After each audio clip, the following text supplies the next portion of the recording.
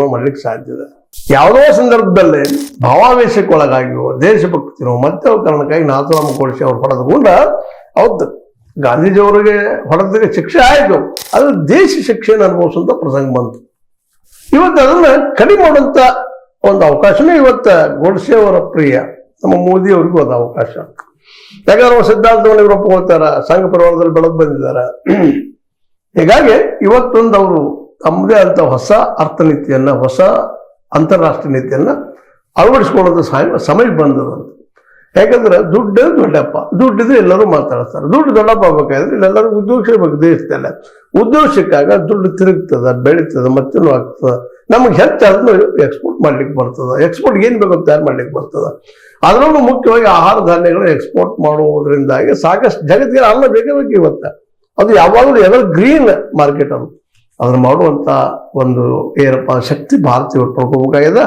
ಆಗ್ಬೇಕಾಗಿತ್ತಂದ್ರೆ ನಮ್ಮ MS ಸ್ವಾಮಿನಾಥನ್ ಅವರು ಈಗಾಗಲೇ ಹೇಳಿದಂತ 2 ಕೋಟಿ ಅವರು MS ಸ್ವಾಮಿನಾಥನ್, ಒಂದು ಹಸಿರು ಕ್ರಾಂತಿ, ಎರಡನೇದು ವೈಟ್ ರೆವಲ್ಯೂಷನ್, ಬಿಳಿಯ ಕ್ರಾಂತಿ ಕೊಟ್ಟರು. ಜೊತೆಗೆ ಅವರು ಮಾರ್ಕೆಟ್ ಕೊಡ್ಬೇಕು ರೈತರು ಅನ್ನುವಂತ ಮಾತು ಹೇಳಿದ್ರು. ಅದನ್ನ ಇವತ್ತಿನವರೆಗೂ ಮಾಡಿಲ್ಲ. ಆ ಕೆಲಸ ಇವತ್ತು ಆಗ್ಬೇಕಾಗ್ಯದ.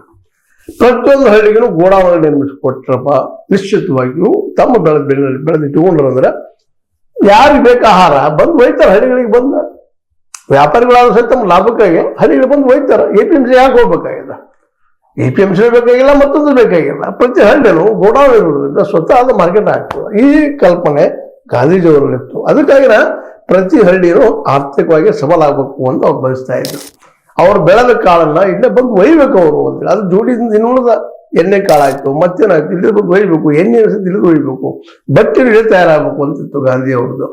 ಪ್ರತಿ ಹಳ್ಳಿನೂ ಇವತ್ತ ಕೈಗಾರಿಕೆ ಬಟ್ಟೆ ತಯಾರು ಮಾಡಿ, ಬಟ್ಟೆ ಎಲ್ಲರಿಗೂ ಬೇಕು, ಎಣ್ಣೆ ಎಲ್ಲರಿಗೂ ಬೇಕು, ಆಹಾರಕ್ಕೆ ಬೇಕೇ ಬೇಕು ಎಣ್ಣೆ ಪಟ್ಟೆ ಇವ ಅಲ್ಲೇ ತಯಾರಾಗ್ತಿದ್ವು ಅವ್ರ ಪ್ರತಿ ಹಳ್ಳಿಯಲ್ಲೇನ.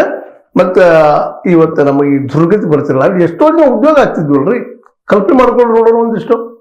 ಇವತ್ತು ನಾವು ಬೇರೆ ದೇಶದಿಂದ ಎಣ್ಣೆ ತರಿಸ್ಕೊಳ್ತಾ ಇದ್ವಿ, ಇನ್ನೂ ಇನ್ನೇನು ನಾವು ಹೊರಗೆ ತರಿಸ್ಕೊಳ್ತಾ ಇದ್ವಿ. ನಾವೆಲ್ಲ ಕಬ್ಬ ಬೆಳಿತಾ ಇದ್ವಿ, ಕಬ್ಬ ಭತ್ತ ನೀರಾವರಿ ಅದಲ್ಲೆಲ್ಲ ಅದೆಲ್ಲ ತಪ್ಪಿ ಬಿಡ್ತೈತಲ್ರಿ.